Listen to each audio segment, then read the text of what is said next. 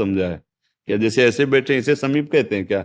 नहीं, गुरु कोई व्यक्ति नहीं होता, व्यक्ति कोई गुरु नहीं बन सकता। बहुत सावधान होकर समझना, गुरु शब्द की बात कह रहा हूं। व्यक्ति कभी गुरु नहीं होता और गुरु कभी व्यक्ति नहीं होता। यदि आपने गुरु माना और व्यक्ति माना है तो फिर व्यक्तित्व का पास ये समीप नहीं कहलाता है। हमारे समीप रहने वाला यदि हमारी आज्ञा का उल्लंघन करता है, हमारे मनोभाव के अनुसार नहीं चलता है, वो हमारे समीप है ही नहीं। और 10,000 किलोमीटर दूर है और हमारी बात मानकर श्रद्धा से चल रहा है, तो उसको समीपता का स्वयं अनुभव होगा, स्वप्न में भी और जागृत में भी। उसको दिखाई देगा कि हमारे गुरुदेव हमें हर क्षण बचा रहे हैं, हमें प्यार कर रहे हैं, और गुरुदेव यहां बैठे हैं। यहां जैसे अर्जुन के सारथी बने श्री कृष्ण बैठे हैं, ऐसे ही तुम्हारे माइंड में, तुम्हारे मानस पटल पर वो अपना शासन लिए वहीं बैठे हैं। ना तुम्हें भ्रष्ट होने देंगे और ना कोई बाधा तुम्हें सता पाएगी, यदि वास्तविक गुरुदेव का स्वरूप मानकर गुरुदेव को समझें। गुरुदेव कभी व्यक्ति नहीं होता और व्यक्ति कभी कोई गुरुदेव नहीं बन सकता। तो हमारा सानिध्य गुरुदेव से, तो सर्वत्र जब वो वस्तु है, चाहे उसे गुरु कहो चाहे उसे भगवान कहो, गुरु गोविंद ने भेद कराई, और गोविंद बोले या गुरु बोले तो अखंड मंडलाकारम व्याप्तमेन चराचरम। कोई ऐसी जगह है जहां गुरुदेव ना हो? तो आप अकेले कैसे हैं? आपके पास गुरुदेव है ना। कोई जब सर्वत्र गुरुदेव है तो यहां भी गुरुदेव है, जब सब समय गुरुदेव तो इस समय भी गुरुदेव, जब सबके हैं, सबके अंदर चराचर में, तो यहां मेरे भी अंदर है, मेरे ही पास है। सबके हैं तो मेरे ही हैं। अब आप गुरुदेव को व्यक्ति मान के प्रश्न कर रहे हैं, इसलिए आपको समझ में नहीं आएगा।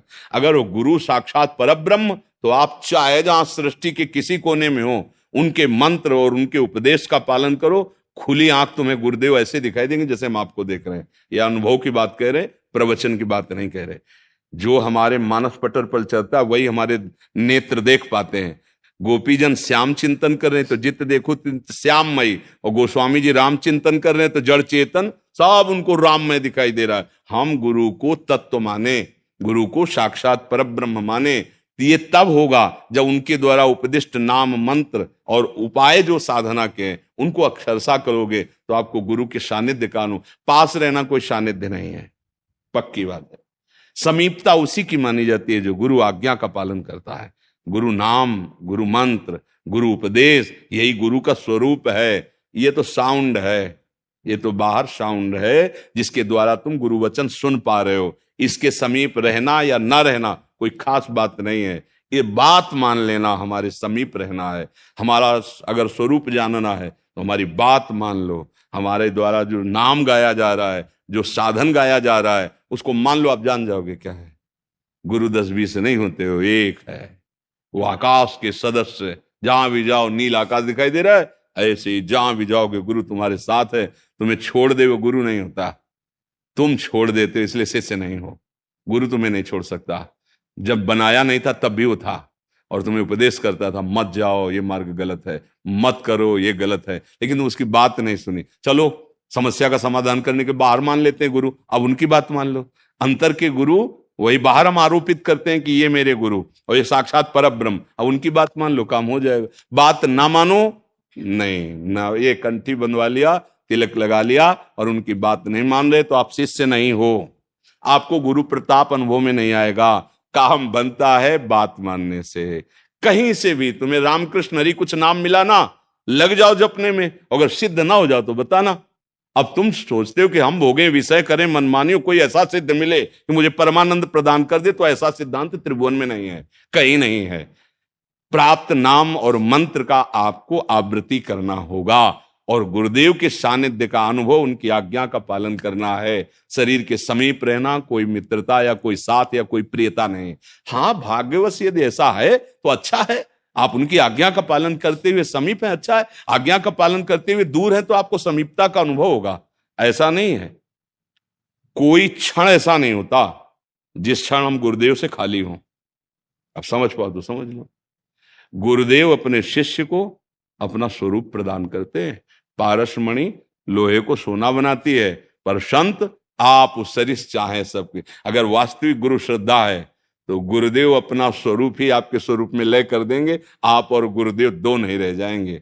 ही में न जान पड़े कान है कि प्राण है, कान भये प्राण में, प्राण भये कान में, ही में न जान पड़े काल है कि अपना अस्तित्व ही खत्म हो जाता है। अब गुरुदेव का ही केवल एक छत्र राज्य रहता है, वही मन में, वही बुद्धि में, वही चित्त में, वही हमारी आत्मा। जैसे अपनी आत्मा गुरुदेव भगवान है तो कहते हैं आत्मा हरिवंश प्रगट परमानंद श्री हरिवंश प्रमाण मनम, मेरा मन भी वही, मेरी आत्मा भी वही, गुरु में जीवन हो गया। हम अध्यात्म की वार्ता को समझें, लौकिक व्यवहार से गुरु तत्व को न जोड़ें। एकेश्वर शुक्ला जी छत्तीसगढ़ से। राधे राधे महाराज जी, आपके चरणों में कोटि कोटि प्रणाम। महाराज जी, मैं स्वास्थ्य विभाग से हूँ, मैं रामकृष्ण मिशन से दीक्षित हूँ। आध्यात्मिक जीवन की दिनचर्या कैसी हो जिससे परम सत्य की प्राप्ति हो, तथा मन में शंका है कि द्वेष भाव प्रभु के ऊपर रखने वाले रावण, कंस, शिशुपाल को जो गति मिली वही गति क्या बड़े बड़े साधकों, ऋषि मुनि को भी मिली, तो दोनों में अंतर क्या हुआ? पहले किस प्रश्न, इसमें तो बहुत से प्रश्न हो गए, पहले किस प्रश्न का उत्तर चाहते हो? महाराज, पहला मेरा ये प्रश्न है कि मैं दीक्षित हूँ, मेरी आध्यात्मिक दिनचर्या कैसी होनी चाहिए, इसमें मुझे परम सत्य की प्राप्ति हो। परम सत्य की प्राप्ति क्रियाओं से नहीं होती, पहली बात समझो। जो सत्य क्रियाओं का आदेश दिया गया है वो असत क्रियाओं से बचने के लिए है, क्योंकि हमारे पास ऊर्जा शक्ति है। अगर उसका हम सही प्रयोग नहीं करेंगे तो रुकेगी नहीं, गलत प्रयोग होगा ही। अगर हम समय को शास्त्र के अनुसार, कानून के अनुसार व्यतीत नहीं करेंगे, नियम के अनुसार व्यतीत नहीं करेंगे, तो नियम के विपरीत वो होगा ही होगा। तो वो क्रियाएं असत क्रियाओं के त्याग के लिए हैं। जितनी भी क्रियाएं हैं, भागवतिक, धार्मिक, सामाजिक, राजकीय, ये असत क्रियाओं के रोकने के लिए हैं। कानून ऐसा कहता है ऐसे चलना चाहिए, शास्त्र ऐसा कहता है ऐसे चलना चाहिए। भगवत प्राप्ति होती चिंतन से।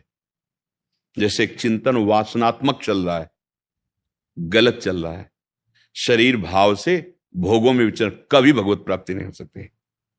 बात समझ रहे हैं? आपका चिंतन भागवतिक चल रहा है सुबह से लेके रात्रि तक, और आप मरीज की सेवा कर रहे हैं, आप समाज की सेवा कर रहे हैं, आप राष्ट्र की सेवा कर रहे हैं, आप एक किसान हैं, आप एक व्यापारी हैं, आपको निश्चित भगवत प्राप्ति होगी, क्योंकि आपका चिंतन प्रभु से जुड़ा हुआ है। भगवत प्राप्ति सिर्फ चिंतन से होती, सिर्फ चिंतन से। भगवान स्वयं कह रहे हैं अनन्यस चिंतयन्तो माम, हर श्लोक में है अनन्य चेता सततम यो माम स्मरति नित्यसा। यहां यो शब्द है, गृहस्थ शब्द, विरक्त शब्द, स्त्री शब्द, पुरुष शब्द, ऐसा नहीं। यो माने जो भी मेरा अनन्य चिंतन करेगा, अनन्य चेता सततम यो माम स्मरति नित्यशः तस्याहम सुलभा पार्थ, मैं उसके लिए सुलभ हो जाता हूं, अर्थात उसके लिए भगवत प्राप्ति सुलभ है। चिंतन कब होता है? जहां हमारी प्रियता होती है वहां चिंतन होता है। जो हमें प्यारा लगता है उसका चिंतन होता है। जो भोग प्यारा लगता है, जो व्यक्ति प्यारा लगता है, जो हमें पदार्थ प्यारा लगता है, जो हमें स्थान प्यारा लगता है, इसी में जाता है हमारा अधिक चिंतन, प्रियता पूर्वक इसी में जाता है। जो वस्तु, व्यक्ति, स्थान हमें प्यारा लगता है, देखो शरीर प्यारा लगता है तो शरीर के संबंधी प्यारे लगते हैं। अभी सूचना आ जाए 5 लोग एक्सीडेंट में मर गए, आपको कोई फर्क नहीं पड़ेगा। और अभी आ जाए कि आपके मौसिया उसमें थे, दूर का संबंध, अच्छा, अब पूरी चित्तवृत्ति घसीट जाएगी। देश संबंध, इंद्रिय संबंध, भोगों का संबंध, मन संबंध, कोई वस्तु, व्यक्ति, स्थान, इनमें प्रियता है, इसी का चिंतन होता रहता है। या जो हमारे प्रतिकूल वस्तु, व्यक्ति, स्थान, उसका चिंतन 2 धाराओं में चल रहा है, राग और द्वेष। राग अनुकूल, द्वेष प्रतिकूल। बस इसी चिंतन को राग और द्वेष से हटा के अद्वेष्टा सर्वभूतानां मैत्रा करुण एव च निर्ममो निरहंकारा सम दुखा सुखा क्षमी, वो